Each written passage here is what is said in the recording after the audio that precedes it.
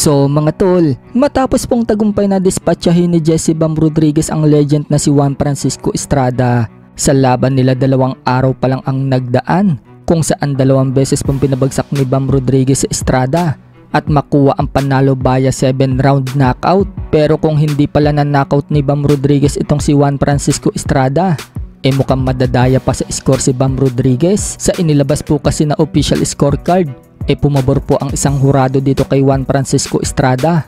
Yan po ang huradong si Javier Camacho na nag-score ng 57-56 pabor kay Estrada. Pero kitang-kita naman mga tol kung paano nagrugi itong si Estrada sa early round bago mapabagsak ni Bam Rodriguez. Pero binigay nga po ng hurado na yan ng score dito kay Estrada mula first round hanggang third round. Habang ang hurado naman na si Robert Tapper, tabla po ang score niya, 56-56 nga po ang binigay nito.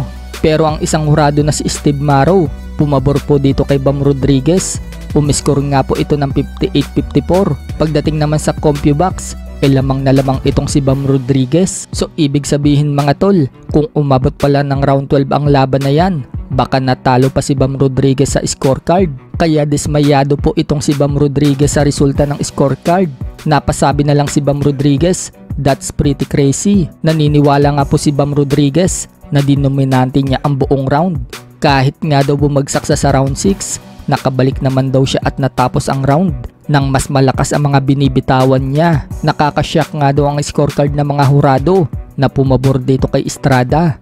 Pero ganun daw talaga ang boxing mga tol. Buti na lang daw, tinapos niya itong si Estrada. Maging nga po ang promoter na si Eddie Hearn, dismayado sa mga hurado. Binigyan lang umano ng isang judge si Rodriguez ng 2 round.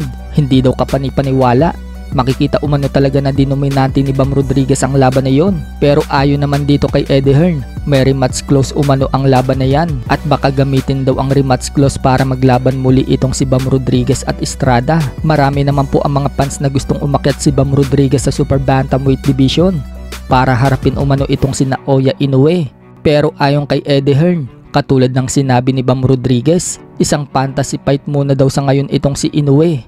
Malayo daw kasi ang agwat ng timbang ni Bam Rodriguez at Inoue. Si Bam Rodriguez lumalaban sa 115 pounds habang si Inoue mga tol lumalaban sa 122 pounds. Pero wika ni Eddie Hearn, kung hindi daw aakit agad si Inoue sa featherweight division, baka mag-meet daw sila ni Bam Rodriguez sa 122 pounds. Sa ngayon, may mga business pa itong si Bam Rodriguez sa 122 pounds. Kaya wala rin talaga itong balak na umakyat ng 122 pounds para harapin si Inoue. Gusto munang labanan ni Bam Rodriguez ang mananalo kay Kazuto Ioka versus Fernando Martinez na magaganap na ngayon July 7 sa Tokyo, Japan. Samantala, kumakalat naman po sa social media mga tol na umakyat itong si Bam Rodriguez sa itaas ng ring habang tinuturuan siya ni Filipino Flash Nonito Donaire Jr.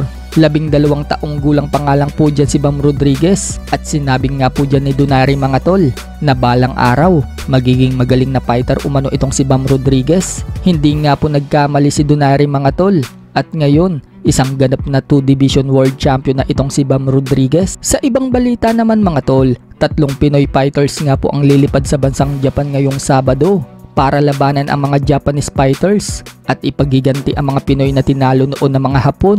Yan nga po ay sina Jacel Trinidad. Haharapin niya ang Japanese na si Shikichi Iwata, Brian James versus Subaru Murata at Michael Kasama versus Kota Kaneko. Mga bandang 5 PM nga po mag-uumpisa ang laban na yan at mapapanood sa Unex.